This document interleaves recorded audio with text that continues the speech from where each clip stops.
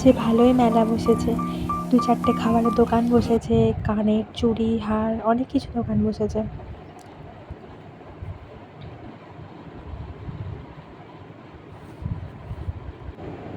আমরা ঢুকে এখানে জুতো রাখলাম, আর তারপর দেখছি এখানে একটা ঠাকুরের ষাঁড়ও ছিল। এইটা হচ্ছে মন্দির। ষাঁড়টাকে অনেকেই সিঁদুর টিঁদুর মাখিয়েছে দেখছি।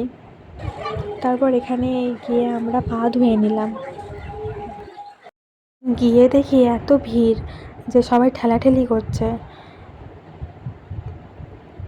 ভিড়ের জন্য মন্দিরের ভিতরে আমি কোনো ভিডিওই করতে পারিনি, আর ছবিও তুলতে পারিনি। তো মানে মন্দিরটা একবার ঘুরিয়ে দেখায়।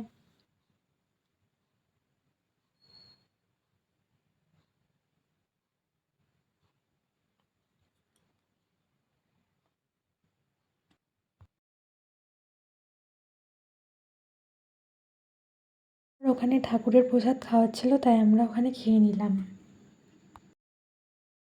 তারপর এখানে একটা ষাঁড় ছিল, তো ষাঁড়টাকে সবাই প্রণাম করলাম, আর তারপরে সবাই একটা একটা করে ফল দিলাম। তারপর আমরা সবাই মেলার দিকে ফিরে গেলাম কিছু কেনাকাটি করব বলে। দেখছিলাম টুকটাক যে কী নেওয়া যায়। রিসেন্টলি ফুলওড়া মেলা থেকে ঘুরে এলাম, তাই সেরকম কিছু কেনার ছিল না, তাই এখানে দেখছিলাম টুকটাক কিছু কেনা যায় কিনা। তো মায়ের সব বান্ধবীগুলো আমাকে বলছিল যে কী নেবে নাও, আমি কিনে দিচ্ছি। আমি বললাম না থাক, পরে নেব। তারপরে মা আমাকে বলছিল তুমি কী নেবে দেখো। তো আমি এগুলো সব দেখছিলাম যে কোনটা পছন্দ হয়, হার না ক্লিপ বা অন্য কিছু জিনিস। মায়ের বান্ধবীটা আমাকে আইসক্রিম কিনে দিয়েছিল, তো ওটা খেতে খেতেই বাড়ি এসেছিলাম। তারপরে এই ফুলটাও খুব পছন্দ হয়েছিল, বাড়িতে একটা দিয়েছিল রাখতে, ওটা ওর অ্যানিভার্সারিতে গিফট করেছিল।